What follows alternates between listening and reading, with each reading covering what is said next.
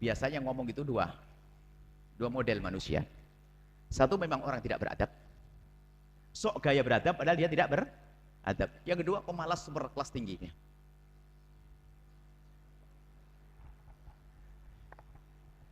Yang penting beradab, pinter nggak penting.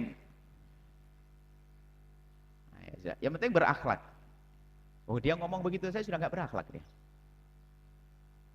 Ya? Berarti kan dia menjelekkan orang yang lagi rajin belajar, kan begitu.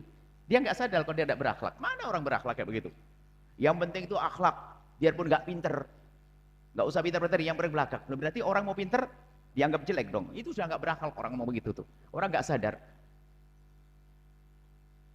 Biasanya kalau di luar dalam dunia muslimat ngomong begini, yang penting kan hati, biarpun nggak pakai kerudung, yang penting hati. Loh, ada. Dia nggak sadar waktu ngomong yang penting hati, berarti yang mengatakan yang pakai kerudung hatinya jelek, kan begitu kan? Dia nggak sadar tuh. Dulu katanya datang tokoh public figure atau gimana, yang penting kan hati, bukan masalah kerudung. Yang penting hati, berarti orang pakai kerudung hatinya jelek. Siti Fatimah jelek hatinya. Ada orang ngomong tidak sadar. Coba kamu pinter, rajin belajar. Coba kamu pinter. Kemudian ini pemalas.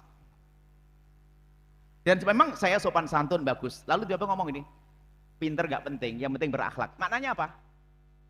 Ente gak kayak saya, kan sombong kan? Nah enak, jelek itu akhlak. Dia gak sadar, makanya dia gak beradab orang ngomong gitu. Gak boleh kalimat itu terjadi di sini. Saya berusaha untuk pandai. Yang benar adalah apa? Asalkan kamu sudah rajin. Dan Nabi yang mengatakan masalah hifdzah. Kamu rajin ingin menjadi seorang alim. Ada tokoh-tokoh hebat, ada guru IJ, tuan apa dan masih semuanya. Syekh Arwani, ulama-ulama. Syekh Arsata Banjari ke atas, ulama-ulama gede. Kamu lihat orang alim, lalu kamu pengen menjadi orang alim kayak dia. Belajar nggak hafal satu lupa dua. Semangat loh. Kan Nabi sudah menjanjikan, biarpun kamu belum menjadi alim seperti beliau, karena semangatmu, maka di akhirat nanti kamu sudah mendapatkan pahala rajin. Gitu dong. Pokoknya nggak penting pinter, yang penting beradab. Wah, pemalas dia. Atau akhlaknya juga nggak baik. Yang benar adalah kalian belajar.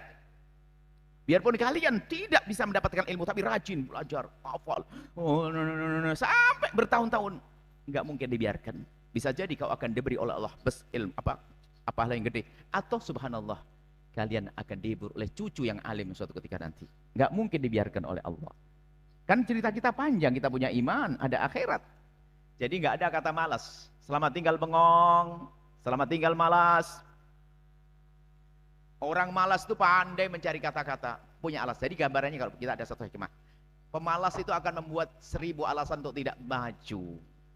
1000 alasan, baru satu tok. Tapi kalau orang rajin itu akan mencari 1000, akan punya 1000 jalan untuk sampai kepada tujuan. Itu saya nggak boleh. Jadi kita harus paham kalimat. Kadang-kadang hadis Nabi itu banyak, mohon maaf. Ada hadis Nabi, ini kadang-kadang kita bisa sampaikan. Ada orang senang hadis Nabi dengan hawa nafsunya. Ada satu hadis Nabi ceritanya tentang sedekah yang paling bagus adalah sedekah sirri. Disembunyikan, tangan kanan yang sedekah, tangan kiri yang. Ternyata di sosial kita perhatikan, yang paling senang dengan hadis ini orang pelit. Setiap kali diajak sedekah langsung membawa, sebaik-baik sedekah kan disembunyikan. Awas hati-hati, nggak boleh hadis ini buat yang pelit. Sebenarnya diajak sedekah langsung ngomong, kan sedekah nggak boleh kasih tahu sama orang. Ini ada, kita perlu cermati, termasuk kalimat seperti tadi. Sayang ya, kalau ada teman yang ngomong begitu, doain, kasihan dia, semoga Allah berikan kesadaran gitu. Jangan kamu ngomong. Oke sayang, syukur. Setelah Anda menyaksikan video ini, jangan lupa berselawat kepada baginda Nabi Muhammad sallallahu alaihi wa alihi wa sahbihi wasallam.